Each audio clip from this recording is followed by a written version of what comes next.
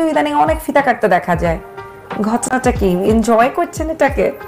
আমি সে বললাম যে ওপেনিং সেরিমনিকে যাদের বোঝার ক্ষমতা নেই বা যারা ওই যোগ্যতা অর্জনই করতে পারেনি, তারা এটাকে নেগেটিভ প্রেজেন্ট করে।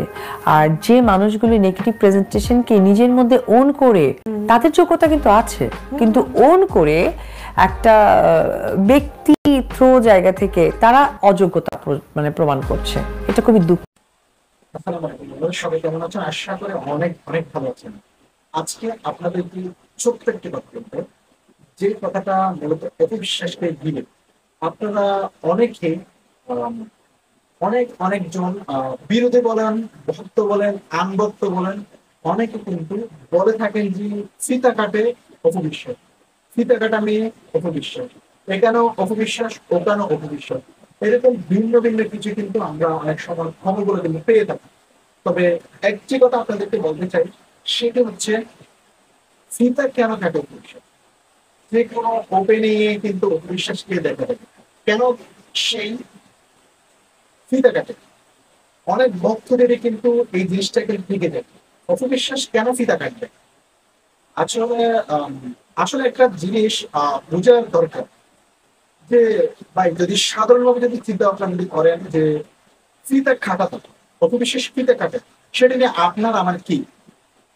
ও সেলিব্রিটি মানুষ, ওনাকে নিয়ে অনেকেই দোকান শোরুম এগুলো ওপেনিং করতেই পারে, সেটা স্বাভাবিক একটা ব্যাপার। ও কাটছে ওর লাইফের জন্য। দেখুন, মানুষের কিছু কিছু জায়গায় সময় থাকে, একটা মানুষ তার অনেক কিছু কিন্তু পরিবর্তন ঘটে।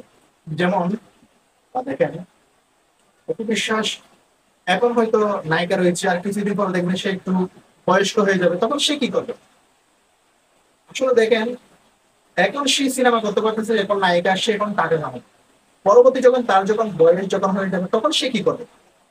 তখন তো তার যে একটা বসে খাওয়া বা একটা বলেন যে একটা টাকা পয়সার যে প্রয়োজন, সেটি তো তার করতে হবে। রোজগারটা তো সে এখনই করে ফেলেছে।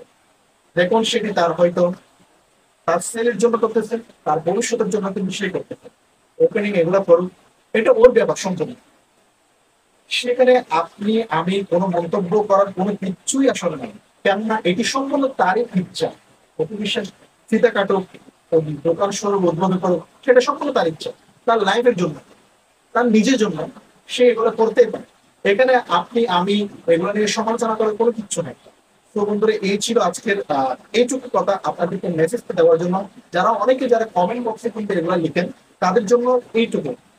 দেখুন, সে তার জীবনের জন্য, সে তার ছেলে মেয়ের জন্য সে এটি করতেই পারে, তার ভবিষ্যতের জন্য সে এটি করতেই পারে। তো এখানে এটা নিয়ে কোনো ধরনের সমালোচনা করা উচিত নয়। আমরা এগুলোকে ভাব দিই, আমরা পজিটিভ দিক দিয়ে চিন্তা ভাবনা করে থাকবেন। তো সবাই ভালো থাকবেন এবং সুস্থ থাকবেন। আর যারা ফেসবুক পেজ থেকে যারা দেখছেন, তারা অবশ্যই পেজটি ফলো করবেন। আর যারা ইউটিউব চ্যানেল থেকে যারা দেখছেন, তারা অবশ্যই চ্যানেলটি সাবস্ক্রাইব করবেন। কারণ এরকম সঠিক তথ্য, সঠিক ইনফরমেশন নিয়ে প্রতিনিয়ত আমাদের এই চ্যানেলটিতে আপলোড করা হবে। ধন্যবাদ।